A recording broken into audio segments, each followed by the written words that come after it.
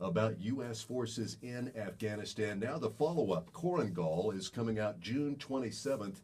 Sebastian Junger, good morning. Thanks for coming in to KLBJ. My pleasure. Good to see you, and great to have you here in Austin. Are you traveling, promoting the film?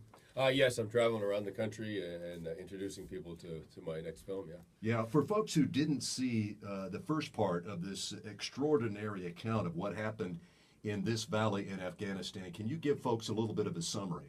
Yes, of course. Well, Restrepo was a 20-man position, an outpost on this ridge in Kunar in eastern Afghanistan.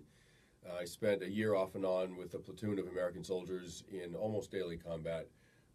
It was very remote out there, no internet, no phone, no electricity for a while, no running water, no food, no TV, no cars, no girls, no nothing that young men like, except an awful lot of combat. And I documented their existence out there in a film called Restrepo.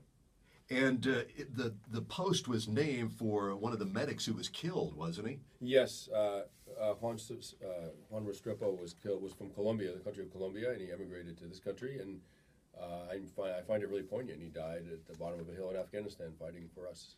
And what is Korengal all about?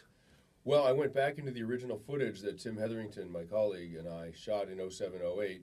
We each did 5 one-month trips. We covered a lot of their deployment and interviews that we did shortly after the deployment. And I just went back into that incredible material, and I sort of thought of Restrepo as a film for civilians, to allow them to understand the reality of combat.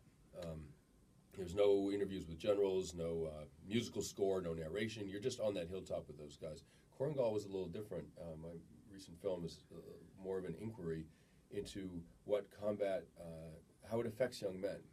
Now, these guys are all coming home, and they're coming home with issues. So combat affects people in very good ways and very bad ways, both. And I really wanted to understand it. A lot of them, it's surprising to many, but a lot of them really miss the war. And one of the things I was trying to figure out is what is it that they miss about something that hard? What did they tell you? What do they miss? Well, obviously, there's a certain amount of adrenaline that young men get accustomed to in a situation like that. They were in firefights almost daily. They're very, very good soldiers. And, you know, in comparison to that, normal life back home looks quite dull and not that interesting. That's part of the problem. But the other part of the issue actually is they really miss each other in a funny way. Like they miss the incredibly intense bonds that they develop. I mean, they're sleeping literally shoulder to shoulder for a year on a remote outpost, and they get, they just get incredibly tight. And then they come home to this country where they don't have a group like that. They're on their own. And we live in a pretty alienated society in some ways, and they just kind of freak out. Well, it was striking to me because in Restrepo, they would come under fire 4 and 5 times a day on some days, and their life was on the line. Their buddy's life was on the line. They were fighting for each other. That was very clear.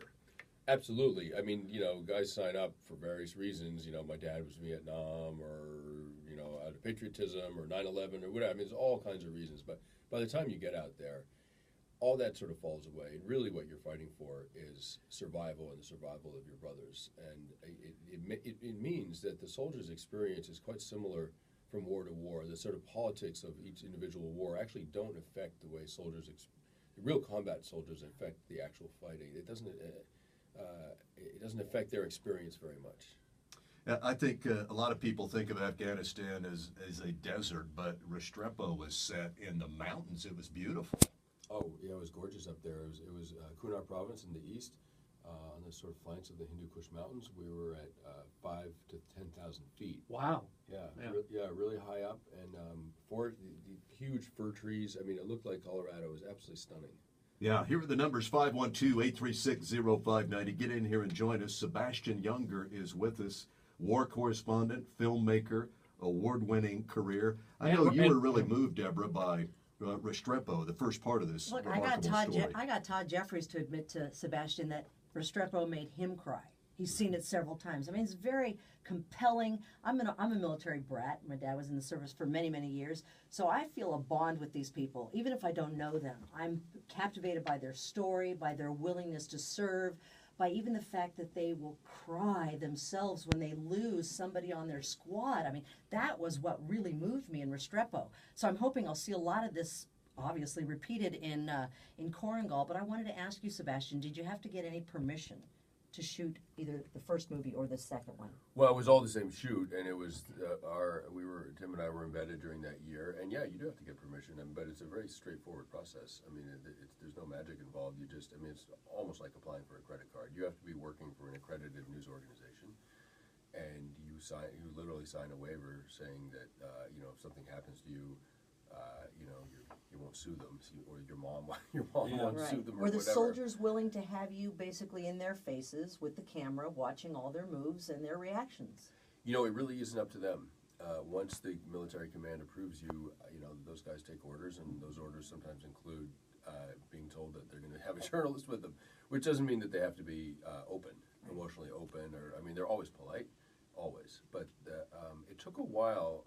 It took a couple of trips for the guys to accept us and really speak openly and honestly and with emotion about their experience. By the end of the deployment, we'd been out there so much.